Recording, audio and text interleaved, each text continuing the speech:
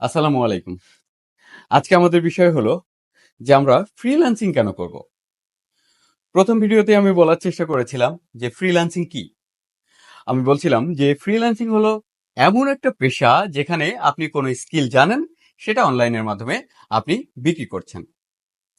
এখন প্রশ্ন হলো যে আমি কেন চাকরি না খুঁজে ফ্রিল্যান্সিং করব? দেখেন ভাই, বর্তমান বাংলাদেশে সবাই চাকরি খোঁজে, কিন্তু সবাই কি পায়? সুতরাং আ আপনি ফ্রিল্যান্সিং যদি শেখেন, সেক্ষেত্রে আপনার এটাতে একটা সুবিধা আছে যে আপনি যখন চাকরি করবেন, তখন বসের বকুনি, বসের কথা শোনা, আবার কোনো একটা প্রতিষ্ঠানে সকালবেলা ৯ টায় উপস্থিত হওয়া, ৫ টায় চলে আসা।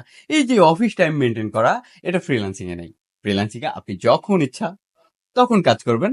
আবার যখন ইচ্ছা তখন কাজ করবেন না। আপনি ইচ্ছে করলে সকালে করবেন, দুপুরে করবেন, সারারাত ভরে কাজ করবেন। এতে কোনো সমস্যা নাই। আবার ফ্রিল্যান্সিং এ আপনার যে আ চাকরি করলে রিমোট এরিয়ায় যেয়ে আপনাকে চাকরি করতে হচ্ছে। ফ্রিল্যান্সিং এ কিন্তু এরকম না।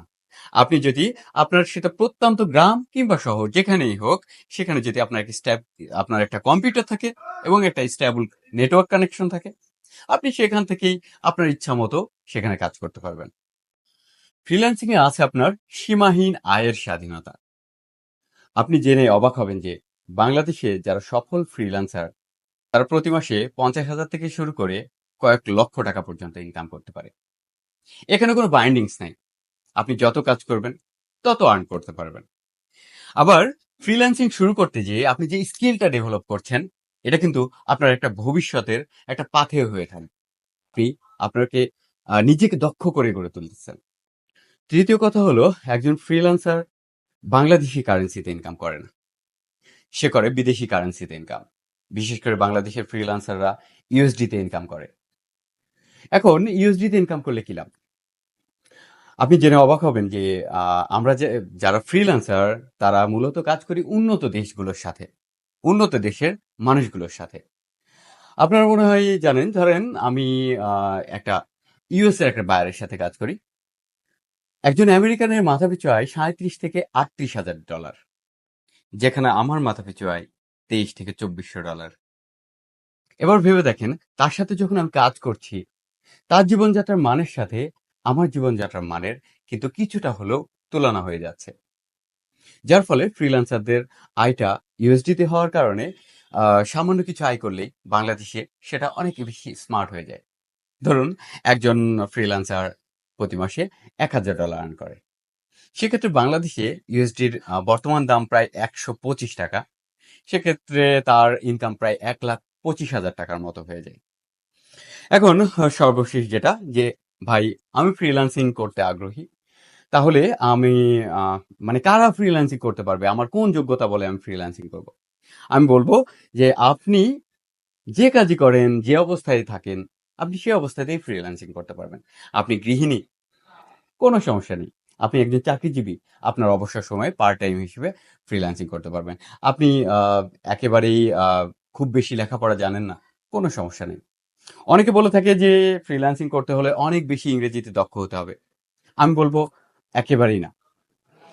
আপনার যে বায়ারের সাথে আপনি কাজ করছেন, সে জানে আপনি বাংলাদেশী। সুতরাং তার কমিউনিকেশনটা আপনি বুঝতে পারছেন কিনা এবং তাকে প্রপারলি ডেলিভার করতে পারছেন কিনা আপনার অ্যান্সারটা। আপনি যদি আ ন্যূনতম ইংলিশ জানেন, তাহলে আপনার সামান্য খুঁটিনাটি ভুল তারা ধরেই না একেবারেই। আমি আমার ৫ বছরের অভিজ্ঞতা থেকে বলতে পারি যে, আমি নিজেও ইংরেজিতে অতটা দক্ষ না। কিন্তু কোনো বায়ার আমাকে এ পর্যন্ত বলেনি যে, "ভাই, আ তোমার কথা বোঝা যাচ্ছে না। কি ব্যাপার? ঘটনা কি?" এই সেই ৭-১৭। কিন্তু অনেকেই বলে থাকে যে, ফ্রিল্যান্সিং করতে হলে ইংরেজিতে তুখার হতে হবে, এই হতে হবে, সেই হতে হবে। না ভাই, ফ্রিল্যান্সিং করতে ইংরেজিতে তুখার কিংবা একবারে জাহাজ হওয়ার দরকার নেই। আপনি মূলত ইংরেজিতে মোটামুটি জানলেই হয়। আর এখন তো Google ট্রান্সলেশন, আ ChatGPT আপনাকে হেল্প করার জন্য বসেই আছে। সবশেষে আমি বলতে চাই যে, গোটা দুনিয়াটাই ফ্রিল্যান্সিং এর দিকে আগাচ্ছে। আসলে আপনার একটা অফিস থাকবে, সে অফিসে অনেক বড় একটা স্পেস থাকবে। এই স্পেসে আপনার কর্মচারী থাকবে অনেক। এটা না অনেক বেশি ব্যয়বহুল। এর জন্য বিদেশে কিন্তু আ যেগুলো জনবহুল দেশ এবং যেখানে অনেক বেশি জীবনযাত্রার মান উন্নত, জীবনযাত্রার খরচ অনেক বেশি, তারা বর্তমানে এটা চিন্তা করতেছে যে কিভাবে খুব সহজে আমার কাজটা তুলে নেওয়া যায়। এর জন্য ফ্রিল্যান্সিং এর জনপ্রিয়তা দিন দিন বেড়েই চলছে। কারণ এখানে ফ্রিল্যান্সিং করে আমি যেমন উপকৃত হচ্ছি, আমার যে ক্লায়েন্ট সেও কিন্তু তার যে একটা লোক রাখলে তার যে খরচটা, তাকে যে বেতন দিতে হতো, তার যে একটা বসার জায়গা দিতে হতো, এই বিষয়টা বেঁচে যাচ্ছে। যার ফলে ফ্রিল্যান্সিং দিন দিন কিন্তু জনপ্রিয় হচ্ছে। সুতরাং ফ্রিল্যান্সিং কিন্তু ভবিষ্যতের একেবারেই ভবিষ্যতের কাজের একটা ধরন আমি বলতে পারি। এবং আজকে থেকে 10 বছর পর হয়তো এরকম হবে যে উন্নত দেশগুলো তাদের যে আহ, জনশক্তি এটা প্রায় 60 থেকে 70%ই ফ্রিল্যান্স করবে।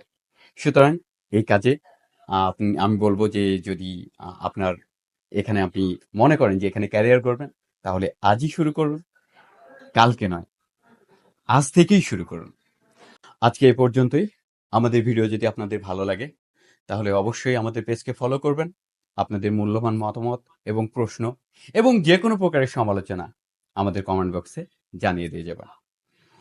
আর সবশেষে আমাদের যে এই আর্ট স্পার্কেল সেটা আপনাদের ফ্রিল্যান্সিং এর শুরু থেকে শেষ পর্যন্ত আপনাদের যে চলার পথকে সুগম করবে এটুকু আশা রাখতে পারি। তো ধন্যবাদ সবাইকে।